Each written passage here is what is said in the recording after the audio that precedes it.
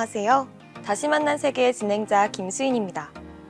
오늘은 감각적인 예술의 나라이자 사랑과 낭만이 있는 곳으로 여행을 떠나볼 건데요. 한국을 포함한 전 세계 여행자들이 가장 선호하는 여행지 중 한 곳이죠. 바로 프랑스입니다. 다시 만난 세계, 오늘은 프랑스에 대해 알아보겠습니다. 프랑스는 유럽 서부에 있으며 세계를 대표하는 복지국가이자 민주주의의 상징으로 불리는 나라입니다.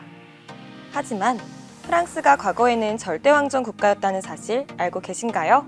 절대왕정은 왕이 직접 국가를 통치하고 막강한 권력을 가지고 있는 정치체제를 뜻하는데요. 과거 프랑스 시민들은 절대왕정 제도 아래 과중한 세금을 부담하고 있었고 왕족과 귀족들의 계속되는 착취로 고통받았습니다. 결국 불평등을 견디지 못한 프랑스 시민들은 프랑스 대혁명을 일으켜 절대왕정의 상징인 부르봉 왕조를 무너뜨리고 프랑스 공화국을 건설했는데요. 현재의 프랑스는 많은 사람이 패션, 미술, 요리 등을 공부하기 위해 연간 수만 명의 사람이 유학을 가는 예술의 나라로 거듭났습니다. 우리 학교에서는 프랑스와 교환학생 국제협약을 맺고 있어 프랑스 릴 정치대학교, 디종 버건디 대학교 등 총 5개의 대학으로 교환학생을 갈 수 있는데요. 프랑스로 떠날 생각이 있다면 교환학생을 통해 가보는 것도 좋을 것 같네요.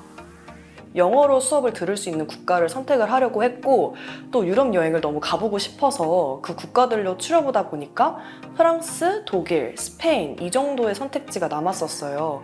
근데 사실 프랑스는 제가 막연히 옛날부터 파리가 굉장히 낭만의 도시다라는 얘기를 너무 많이 들었어서 그 나라의 문화를 좀 직접적으로 좀 체득을 해보고 싶다라는 생각이 들어서 프랑스로 선정을 하게 되었습니다.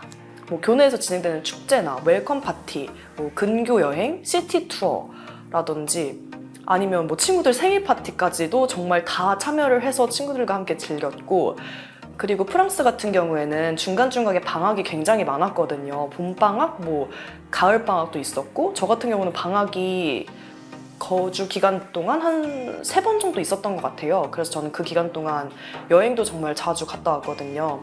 남부지방도 여행 갔다 오고 근교 유럽 여행도 많이 갔다 오고 그런 점들이 가장 기억에 남았던 것 같습니다.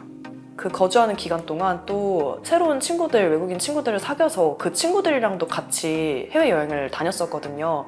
친구들과 또 문화적 차이가 있는 걸 또 알게 되고 그러는 과정도 굉장히 저한테는 새롭고 흥미로운 경험이었던 걸로 기억이 돼요. 나중에 돌이켜서 생각해보면 그 과정들을 내가 다 겪었고 모든 걸 해결해 나가는 모습들을 보니까 이제는 어떤 일이 일어나도 나 혼자서 스스로 모든 걸 다 해결할 수 있겠구나 라는 생각이 들더라고요.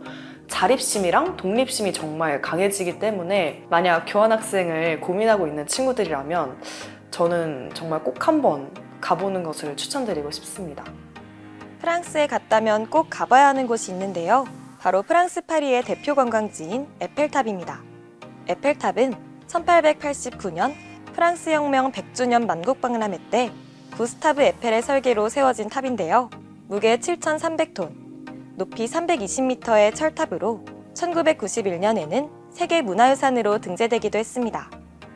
그런데 프랑스의 대표 건축물로 사랑받는 에펠탑이 건설된 당시에는 비난받았다는 사실 알고 계신가요? 에펠탑 착공 당시 파리의 건물 대부분은 돌을 쌓아 만든 석조 건물이었습니다. 미학과 더불어 건축적인 측면을 중시하던 프랑스인들은 철골로 만들어진 에펠탑을 흉물스럽게 여겼는데요. 그러나 시간이 지나면서 독특한 철골 구조가 주목받게 돼 에펠탑은 프랑스를 대표하는 건축물이 됐습니다. 파리를 방문할 예정이라면 에펠탑 전망대에서 바라보는 야경이 아름답다고 하니 에펠탑에 가보는 것은 어떨까요? 프랑스는 아름다운 건축물뿐만 아니라 고유의 향수 문화로도 유명한데요. 향수는 프랑스의 도시 그라스에서 가죽 장인들이 가죽 냄새를 없애기 위해 처음 사용했습니다. 그렇지만 향수가 대중화된 것은 중세시대 이후부터였는데요. 당시 프랑스는 상하수도 시설이 제대로 갖춰져 있지 않아 대부분의 시민이 공중목욕탕을 이용했습니다. 그러나 공중목욕탕이 전염병의 근원지로 지목되면서 프랑스인들은 목욕을 꺼리게 됐고 이때 사람들이 몸에서 나는 악취를 없애기 위해 향수를 사용하면서 본격적으로 대중화됐습니다. 이에 따라 그라스는 향수 브랜드의 본고장이 돼 현재는 향수의 도시로 알려져 있습니다. 프랑스를 방문하신다면 향수를 구매해보는 것도 좋을 것 같네요. 프랑스로 여행을 간다면 대중교통을 주로 이용할 텐데요. 우리나라의 교통카드처럼 대중교통을 이용할 수 있는 교통패스가 프랑스에도 있다고 합니다. 바로 나비고인데요. 나비고는 프랑스 내 모든 지하철역 창구에서 보증금을 포함해 총 27.8유로를 지불하면 발급받을 수 있습니다. 한 번 구매하면 일주일 동안 횟수에 상관없이 이용할 수 있다는 장점이 있으니 발급하시는 것을 추천드립니다. 또한 프랑스의 매력은 쇼핑이라고 할 수 있는데요. 프랑스에서 어떤 것을 사야 할지 망설여진다면 프렌치 시크를 추천드립니다. 프렌치 시크는 프랑스인다운 삶과 멋을 뜻하는데요. 멋을 내기 위해 노력하지 않아도 매력적인 스타일을 의미합니다. 패션에 관심이 있다면 프랑스만의 감각을 엿볼 수 있는 라이프스타일 샵을 방문해 결정하는 것은 어떤가요? 오늘의 다시 만난 세계, 프랑스에 대해 알아봤습니다. 멀게만 느껴졌던 프랑스에 한 걸음 더 가까워진 것 같은데요. 이번 기회에 사랑과 낭만의 나라 프랑스로 떠나보는 건 어떨까요? 다음에는 또 다른 세계에서 뵙겠습니다. 즐거운 여행 되세요.